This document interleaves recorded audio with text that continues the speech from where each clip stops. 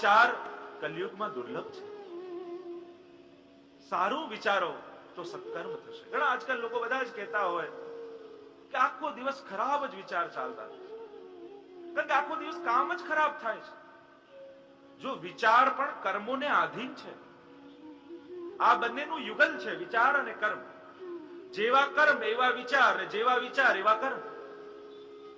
આખો દિવસ માથાકૂટ કરી હોય પૈસા કમાવા માટે, પછી રાતના સૂતા સારો વિચાર ક્યાંથી આવે? અડધો કલાક પણ ઠાકોરજી આગળ ન બેઠા હોઈએ, પ્રભુનું નામ ન લીધું હોય, પછી સારો વિચાર ક્યાંથી આવે? કર્મ અનુસાર વિચાર આવે છે ને વિચાર અનુસાર કર્મ થાય છે. તો સારા વિચાર માટે પણ સત્કર્મ કરો. દિવસમાં એક સત્કર્મ તો ઓછામાં ઓછું કરો. અને કઈ નથી થતું તો પ્રભુની સન્મુખતા કે 5 મિનિટ પણ ઠાકોરજી આગળ બેસો. તમે અહીંયા આસપાસ, હવેલીની આસપાસ રહો છો, એટલું જરૂર કહીશ, એક નિયમ બનાવો કે દિવસમાં એક વાર તો કોઈ પણ એક દર્શને અચૂક આવીશ. પ્રભુની નજરમાં રહો. એમની દ્રષ્ટિ પડશે તોય જીવનમાં મંગલ થવા લાગશે.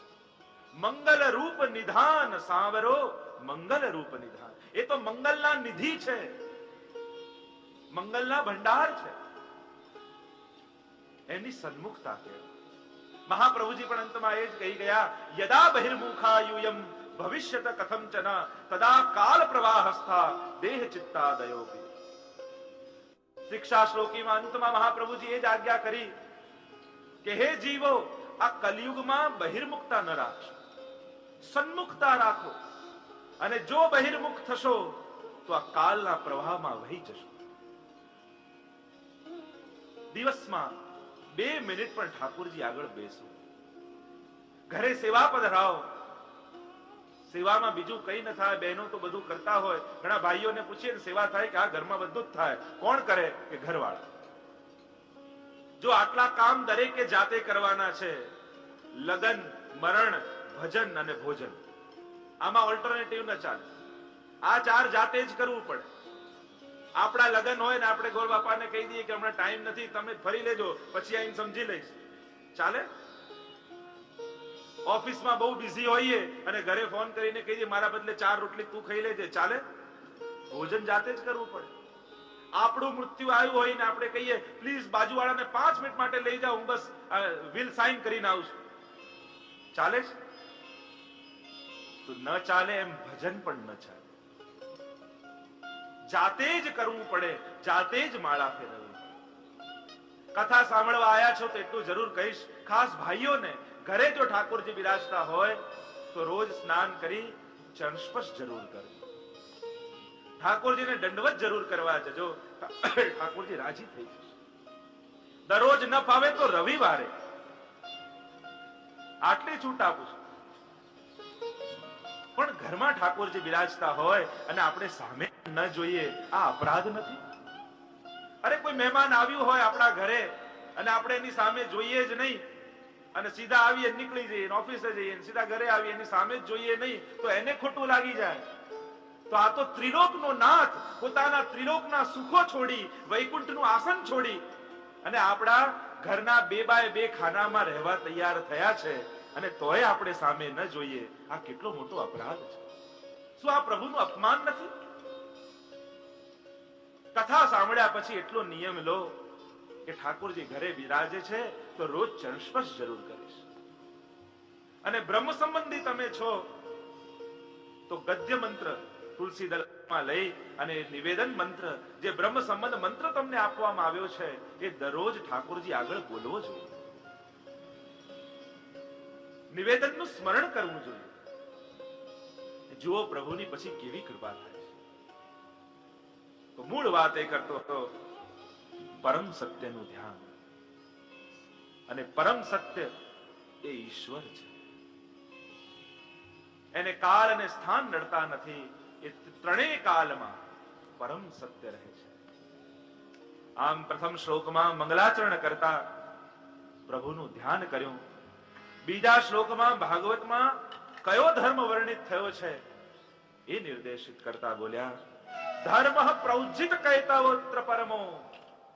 ભાગવતમાં કયા ધર્મનું વર્ણન છે કે કપટ રહિત ધર્મનું વર્ણન છે. અને ધર્મમાં કપટ શું છે? પ્રભુની સેવા કર્યા પછી મેવા મેળવવાની ઈચ્છા એ જ કપટ છે. નિષ્કામ ભક્તિનું વર્ણન છે. આપણે સેવા કરીએ છીએ. ભક્તોએ તો કહ્યું કે પ્રભુ હું તારી પાસે માંગુ, તું આપતો નહીં, કારણ કે પછી હું પ્રેમી નહીં રહું, પછી તો હું નોકર બની જઈશ. પ્રભુ, એક વિચારકે કહ્યું કે પ્રભુ અમારી પ્રાર્થનાનો પ્રત્યુત્તર ન આપીશ, કારણ કે પછી એ પ્રાર્થના નહીં રહે, એ તો પછી પત્ર વ્યવહાર થઈ જશે. નિષ્કામ ભક્તિ, ભક્તિ એને જ કહેવાય જે નિષ્કામ હોય. બાકી તો બધા સ્વાર્થના વ્યવહાર કહેવાય. મેં આટલું કર્યું ને મને આટલું મળવું જોઈએ, એ તો બધા ગણિતના હિસાબો છે. પ્રેમ કર્યા પછી કંઈક પામવાની ઈચ્છા, એ પછી પ્રેમ રહેતો નથી. પ્રભુ આપી દેશે. मांगने से तेरी खुदाई दूर नहीं, पर मांग कर मिल जाए वो मुझे मंजूर नहीं. હું માંગુ ને તું આપી દે, એમાં કઈ મોટી વાત નથી. તું આપીશ, પણ જો હું માંગીશ તો પછી હું ભક્ત નહીં રહું. ભક્તિ તો કોને કહેવાય? જ્યાં કેવલ આપવાની ઈચ્છા હોય એનું નામ જ ભક્તિ. અને એટલે જ મહાપ્રભુજીએ ઠાકોરજીને બાળક બનાવીને આપણા ઘરે પધરાવ્યા. કારણ કે બાળક પાસે શું માંગો? બાળકને તો આપવાનું હોય, એની પાસે શું માંગી શકો? નિષ્કામ ભક્તિ. ભગવાન પાસે માંગશો તો ભગવાન આપશે, પણ ભગવાનને માંગશો તો ભગવાન આવશે. અને એક વસ્તુ યાદ રાખો, મહાન પાસે તુચ્છ માંગવું એ મૂર્ખતા છે.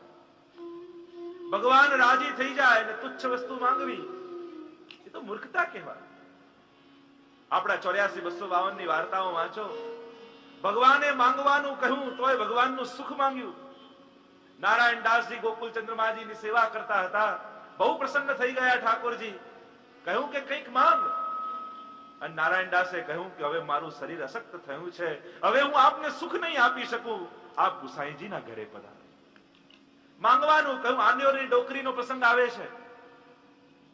એના પર એવી શ્રીનાથજી બાવાની કૃપા કે રોજ શ્રીનાથજી બાવા રાત પડે ને એના ઘરે પધારે. રાત પડે ને એનો દરવાજો બહારથી ખટખટે, દરવાજો ખોલે ને નિકુંજ નાયક શ્રીનાથજી રોજ એના ઘરે પધારતા. એક વાર મહાપ્રભુજી પૃથ્વી પ્રદક્ષિણા કરતા કરતા આ માજીના ઘરે મુકામ કરે અને એવી કૃપા મહાપ્રભુજીએ કરી, બ્રહ્મ સંબંધ આપ્યું અને એક લાલન સેવામાં પધરાવી દીધા. કહ્યું માજીને આ લાલનને પોતાનું સર્વસ્વ કરીને જાણજે, પોતાના બાળકની જેમ સેવજે. મહાપ્રભુજી તો ત્યાંથી પધારી ગયા અને આ માજીને એવો સ્નેહ થઈ ગયો લાલન સાથે, એવા લાલ લડાવે કે એવું તો સાંભળ્યું છે કે ઠાકોરજી વગર ભક્ત ન રહે, પણ અહીંયા તો ઊંધું બન્યું. ઠાકોરજી એને એક ક્ષણ છોડતા નથી. લાલનને એમની સૈયાજીમાં પોઢાવીને માજી આવે ખાટલામાં સુવા, અને લાલન સૈયામાંથી ઠાડા થઈ આ માજીના ખાટલામાં એમની પાસે પોડી જાય. એક ક્ષણ માજીને છોડે. એક વાર એવું થયું, લાલન માજી પાસે પહોંચતા હતા અને મધ્ય રાત્રિએ બહારથી દરવાજો ખટખટ્યો. ધીમે રહીને માજીએ પૂછ્યું કોણ છે? અને બહારથી અવાજ આવ્યો, હું નિકુંજ નાયક શ્રીનાથજી. હવે આ માજીને વિચાર આવ્યો, મારે શું કરવું? બહાર નિકુંજ નાયક શ્રીનાથજી પધાર્યા છે અને અહીંયા લાલન મારી પાસે પડી રહ્યા છે. જો હું ઊભી થઈને જઈશ તો મારા લાલન જાગી જશે, અને ન જાઉં તો શ્રીનાથજી બાબા પધાર્યા છે ને એમનો અનાદર થાય. ધર્મ સંકટ ઉત્પન્ન થયું, મારે શું કરવું? એમનો સુખ વિચારવું કે આ લાલનનું? અને વિચાર કરતા વિચાર આવ્યો કે નિકુંજ નાયક શ્રીનાથજી તો પોતાની ઈચ્છાથી અહીં પધાર્યા છે, અને આ લાલન તો મને મહાપ્રભુજી કૃપા કરીને પધરાવી દીધા છે, એટલે મારે તો આ લાલનને વધારે સાચવવા છે. અને લાલન જાગી ન જાય એમ સુખનો વિચાર કરી ધીમે રહીને કહ્યું, બાબા કાલે પધારજો, અત્યારે લાલન પોઢી રહ્યા છે. અને ઠાકોરજી શ્રીનાથજી તો એટલા પ્રસન્ન થઈ ગયા, એની સામે પ્રગટ થઈને નાચવા લાગ્યા, હું તારા ઉપર બહુ પ્રસન્ન થયો છું, તું કંઈક માંગ. માજી કહેવા લાગ્યા કે અરે મને મહાપ્રભુજી આ સર્વસ્વ મારું દીધી, મારા લાલન મને પધરાવી દીધા, હવે બીજું શું માંગુ? શ્રીનાથજી કે નહીં, કંઈક તો માંગ. હટ કરવા લાગ્યા શ્રીનાથજી બાબા, માજી કે મારે કઈ જોઈતું નથી. અને શ્રીનાથજી હટ કરી કંઈક તો માંગવું પડશે. અને જયારે બહુ હટ કરી ત્યારે માજીએ કહ્યું કે મારે બીજું તો કઈ નથી જોઈતું, પણ મેં એટલું સાંભળ્યું છે કે આ ગિરિરાજજીની ઉપર વાંદરાઓ રહે છે, અને આ વાંદરાઓ નાના નાના બાળકોને ઉપાડી જાય છે, તો એટલી કૃપા કરજો કે આ કોઈ વાંદરું મારા લાલનને ન લઈ જાય. અને શ્રીનાથજી બાબા તો હસીને નાચવા લાગ્યા કે મારી પાસે મારું જ સુખ માંગે. જે ભગવાન પાસે નહીં, જે ભગવાનને માંગે એ જ વૈષ્ણવ છે. અને એવા જ નિષ્કપટ ધર્મનું વર્ણન શ્રીમદ ભાગવતમાં છે. કારણ તમે ભગવાનથી કંઈ માંગો તો ભગવાનથી ગાડી એટલે ભગવાન વચ્ચે ગાડી ઉપર, ભગવાનથી બંગલો એટલે ભગવાન વચ્ચે બંગલો ઉપર, ભગવાનથી પૈસા એટલે ભગવાન વચ્ચે ને પૈસા મોટા. માંગો એટલે ભગવાન વચ્ચે રહી જાય અને વસ્તુ ઉપર આવી જાય. એક રાજા, એની સોહરાણી, યુદ્ધ કર્યું. બાજુના રાજાએ ચડાઈ કરી. રાજા યુદ્ધ લડવા માટે ગયો અને યુદ્ધમાં એને પરાસ્ત કર્યા સામેના રાજ્યના રાજાને. અને રાજા બહુ ખુશ થયો. બધી રાણીને એક એક પત્ર લખીને મોકલાવ્યો અને પત્રમાં લખ્યું હતું, હું યુદ્ધમાં જીત્યો છું, બહુ પ્રસન્ન થયો છું, તમારા બધાની એક એક ઈચ્છા હું પૂરી કરીશ, તમે કાગળમાં લખીને મોકલાવો. બધી રાણીઓએ જુદું જુદું, કોઈએ કહ્યું મને હીરાનો હાર જોઈએ, કોઈએ કહ્યું મને નવો મહેલ બાંધી આપો, કોઈએ કહ્યું મને નવો રથ લાવીને આપો. આમ બધા પત્રો લખ્યા. રાજા એક પછી એક પત્રો ખોલ્યા, જેણે જે માંગ્યું હતું એને મોકલાવ્યું. પણ 100મી રાણીનો પત્ર ખોલ્યો, એમાં લખ્યું હતું, મારે તમારી પાસે કઈ નથી જોઈતું, પાછા આવો તો પહેલા મારા મહેલમાં આવજો. અને રાજા જ્યાં ગયા રાજ્યમાં બધાને ત્યાં વસ્તુ મોકલાવી અને છેલ્લી રાણીને ત્યાં પોતે ગયો. એમ ભગવાન પાસે જે જે માંગે ભગવાન બધાને આપી દે, અને જે ભગવાનને માંગે ભગવાન એને ત્યાં જાય. આ જ નિષ્કામ ધર્મનું વર્ણન ભાગવતજીમાં છે. ભગવાન પાસે માંગવાની ઈચ્છા કેમ થાય?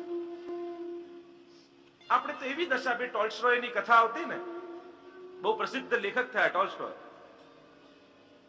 એને એક સુંદર ટૂંકી વાર્તાઓ લખી છે. એમાં એક પિતા હતા, એને 3 પુત્રી. હવે 3 પુત્રી મોટી થઈ, 3ને પરણાવી દીધી. એકને પરણાવી, જે લોકો સ્વેટર વેચતા હતા એને ત્યાં ગરમ કપડા વેચે. બીજાને પરણાવી, જે કુંભાર હતા, ઘડા અને આદિ બનાવે માટીના. અને ત્રીજાને પરણાવી, એ લોકો રેનકોટ ને છત્રી એવું બધું બનાવતા. 3ને પરણાવી દીધી. 1 વર્ષ થયું, પિતાને થયું લાવ મારી દીકરીઓની ખબર કાઢીને આવું. પહેલા ગયો જ્યાં સ્વેટર બનાવતા, જેને ત્યાં પરણાવી હતી એને ત્યાં ગયા. થોડા દિવસ રહ્યા, જવાનો સમય આવ્યો. કહ્યું બેટા તું સુખી તો છું ને, તારે કઈ જોઈએ છે? હવે હું જાઉં છું. દીકરીએ કહ્યું પિતાજી એમ તો બધું સુખ છે, પણ આ વખતે સ્વેટર વધારે બની ગયા છે. તો પિતાજી મંદિર આવે તો ભગવાન પાસે એટલું માંગજો કે આ વખતનો વરસાદ પડે ને ગરમી પડે, 12 મહિના ઠંડી પડે, જેથી અમારા બધા સ્વેટર વેચાય. આગળ ગયો, બીજી દીકરીને ત્યાં કુંભાર જે માટીના ઘડા બનાવતા ત્યાં રહ્યો. જવાનો સમય આવ્યો. કહ્યું બેટા તારે કઈ જોઈએ છે? કહ્યું પિતાજી બધું તો સારું છે, આ વખતે માટીના ઘડા વધારે બની ગયા છે. મંદિર આવે તો ભગવાન પાસે એટલું માંગજો, ન ઠંડી પડે ન વરસાદ પડે, 12 મહિના ગરમી પડે તો અમારા બધા ઘડા વેચાઈ. આગળ ત્રીજીને ત્યાં ગયા, જે લોકો રેનકોટ ને પેલું બનાવતા છત્રી. અને કહ્યું બેટા તારે કઈ જોઈએ? કે બસ પિતાજી બાકી બધું સારું છે, પ્રભુનું મંદિર આવે તો એટલું માંગજો કે ન ઠંડી પડે ન ગરમી પડે, 12 મહિના વરસાદ પડે, કારણ કે આ બહુ વધારે રેનકોટ બની ગયા છે તો બધા વેચાઈ જાય. અને આ પિતા ચાલતો ચાલતો આવ્યો, સામે એક મંદિર દેખાયું અને ત્યાં ભગવાનની આગળ હાથ જોડીને વિચાર કરે છે કે મારે માંગવું શું? જો એક વસ્તુ માંગું તો બે દુખી થાય. બસ આવા પિતા જેવી હાલત આપણે ભગવાનની કરી દઈએ છીએ. નિષ્કામ ભક્તિ, અને એમાં જે આનંદ છે. મહાપ્રભુજી કેટલો સમર્થ વૈષ્ણવને બનાવ્યો. પુષ્ટિ માર્ગમાં જીવ નથી માંગતો, ભગવાન માંગે છે, દે દે મૈયા માખન રોટી. અહીંયા તો ઠાકોરજી હાથ ફેલાવે, જીવ ન ફેલાવે. મેવા મળે કે ના મળે, મારે સેવા તમારી કરવી છે. મુક્તિ મળે કે ના મળે, મારે ભક્તિ તમારી કરવી છે. દયારામભાઈએ પણ કહ્યું અયાચક ભક્તિ એને જ કહેવાય જેમાં આપવાની ભાવના. અને એવા નિષ્કપટ ધર્મનું વર્ણન, ધર્મ પ્રૌજિત કૈતવો અત્ર પરમો, એવા નિષ્કપટ ધર્મનું વર્ણન શ્રીમદ ભાગવતમાં છે. આમ કહેતા ભાગવતના સ્વરૂપનો પરિચય ત્રીજા શ્લોકમાં કરાવ્યો. નિગમ કલ્પતરોર ગલિતમ ફલમ શુક મુખાદ અમૃત દ્રવ સંયુતમ પીબત ભાગવતમ રસમાલયમ મુહુરહો રસિકા ભુવિ ભાવુકા. નિગમ કલ્પતરોર ગલિતમ ફલમ. નિગમ એટલે વેદ. વેદ રૂપી વૃક્ષ ઉપર લાગેલું આ ગલિત ફલ છે. ગાયત્રી જેનું બીજ છે, ઉપનિષદો જેની શાખા પ્રશાખાઓ છે, અને એવા વેદ રૂપી વૃક્ષ ઉપર લાગેલું આ ગલિત ફલ.